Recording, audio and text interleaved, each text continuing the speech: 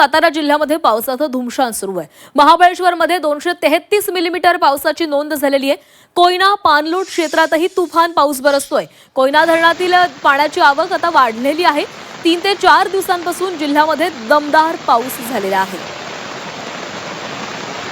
सातारा जिल्ह्यामध्ये मुसळधार पाऊस बरसतोय। महाबळेश्वरमध्ये 233 मिलीमीटर पावसाची नोंद झालेली आहे।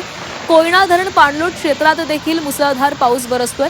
दरम्यान जिल्ह्यातील पावसाबाबत याचा आढावा घेतलाय आमचे प्रतिनिधी तुषार तपासे यांनी।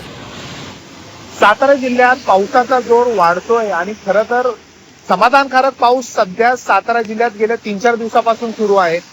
मी सध्या महामार्गावर आहे आणि तुम्ही पाहू शकता या ठिकाणी देखील अनेक वाहनांना अशा पद्धतीने लाईट लावून प्रवास करावा लागतोय, कारण मोठ्या प्रमाणात पाऊस आणि धुकं हे या महामार्गावर देखील आहे। त्याचबरोबर महाबळेश्वर भागात देखील पावसाची तुफान बॅटिंग सध्या सुरू आहे।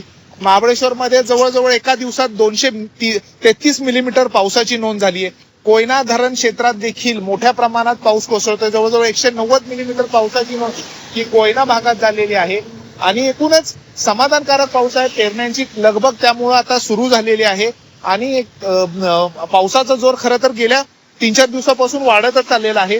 जून महिन्यामध्ये संपूर्ण जून महिना हा कोरडा गेला होता, त्यामुळे कुठेतरी चिंता होती। मात्र गेल्या 3-4 दिवसापासून सातारा जिल्ह्यात पावसाची तुफान बॅटिंग सुरू आहे। त्याच्यामुळं खरं तर समाधान व्यक्त होतं शेतकऱ्यांमधून आणि हा पाऊस असाच पद्धतीने राहणार आहे अशा पद्धतीनं हवामान विभागानं सांगितलेलं आहे।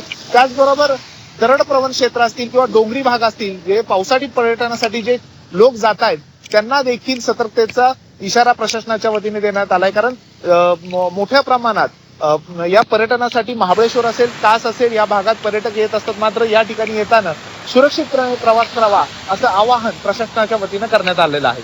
तुषार तपासे, झी मीडिया, सातारा।